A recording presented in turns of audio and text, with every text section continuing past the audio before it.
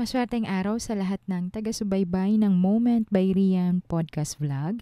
Kamusta po kayo? Nasa maayos po ba ang lahat? Kamusta po ang takbo ng bawat sitwasyon at enerhiya sa inyo? This is not the usual podcast na papakinggan nyo sa akin dahil this time, isa ito sa pinaka-importanting usapin na dapat natin pag-usapan. Siya si Rian, pwede mo kaibigan. Laging masaya at malawak ang isipan. Kaya maiibigan mo ang nilalaman ng kanyang mga adiyang may I'm sure hindi nakaila sa inyo ang sunod-sunod na problemang kinakaharap ng ating bansa. Kung babalikan nyo ang mga old vlogs ko about sa pagpasok ng taong 2025, lagi ko pong pinapaalalahanan kayo na mag-iingat. Kahit pa reverse reading ang ibinabahagi ko sa inyo sa aking pagbasa sa mga vlog na may kinalaman sa 2025, lagi ko po kayong sinasabihan na mag-iingat at parating magdasal. Kamakailan ay sunod-sunod na ang paglindol sa ating bansa, which is nasabi ko na din yon sa ibang vlog natin at napaalalahanan na din po kayo. Aside sa mga natural disasters na kinakaharap natin, isa din po ang Moment by Rian na lumalaban sa korupsyon. Kung hindi ka pa nakafollow sa aking Instagram at Facebook, pwede mo silipin at ang bawat post na meron ako doon. Isa din ang korupsyon sa mga problemang kinakaharap ngayon ng ating bansa. Bukod dyan, meron pong panibagong sakit na kumakalat ngayon, ang Influenza A at ilan pang mga kaganapan sa ating bansa.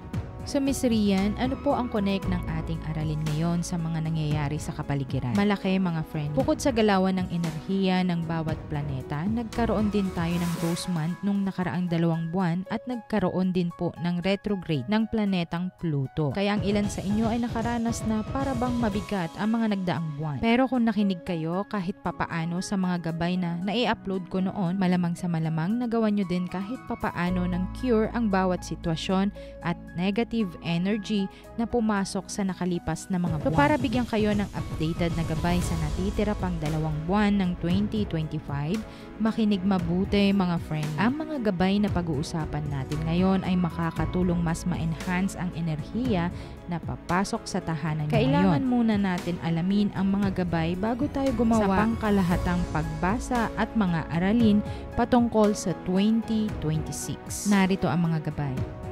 Number 1, cleansing. Mainam sa mga natitirang 2 buwan ng 2025 ay mag-cleanse na po kayo. Remember, kung puro ka negatibo o kung puro negatibo ang nasasagap mo bilang isang tao, nakakasama yon sa buong enerhiya mo. Bago ka gumawa ng mga gabay pang 2026, kailangan mong simulan sa sarili mo ang cleansing. By the way, open na po ulit ang magpaalaga sa akin ng ritual at magpa-cleansing. Message lang po kayo sa aking Instagram. Number 2, declutter. Well, bukod sa kailangan mo ng general cleaning sa pamamahay mo dahil malapit na ang pagpasok ng bagong taon, mainam bago mag-December lahat ng kalat mo o mga sirang gamit o mga hindi na nagagamit ay alisin mo na sa tahanan mo. Take note mga friendy, kung nais i-donate o ibigay sa iba, mainam na insensuhan muna ang mga ito. Number 3, tanso. Ito ay tinatawag na copper mga friendy. Pwede kayong gumamit ng ganyan. Kahit maliit lang, ilagay sa wallet nyo or isabit sa doorknob nyo. Dapat ito ay bilog ha, especially kung ang birth date mo ay nag-start ng 1, 10, 19 o 28 ng buwan.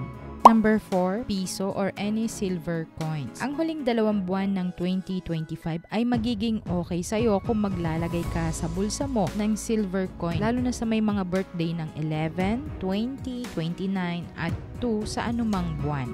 Number 5, kasubha. Ito yung karaniwang nilalagay sa lugaw o goto mga frenny. Yung 3 butil, pwede yan na pampaswerte ninyo this birth months. Lalo na kapag ang birthday mo naman ay may number na 3, 12, 21 o 23.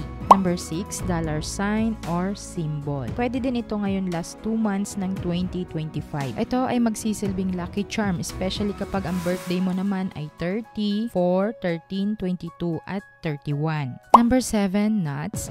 Mahilig ka ba sa money frenny? Pwede mo gawin charm yan, lalo na kung 5, 14, 23 at 22 ang birthday mo. Number 8, pwede po tayo ngayon gumamit ng Palo Santo.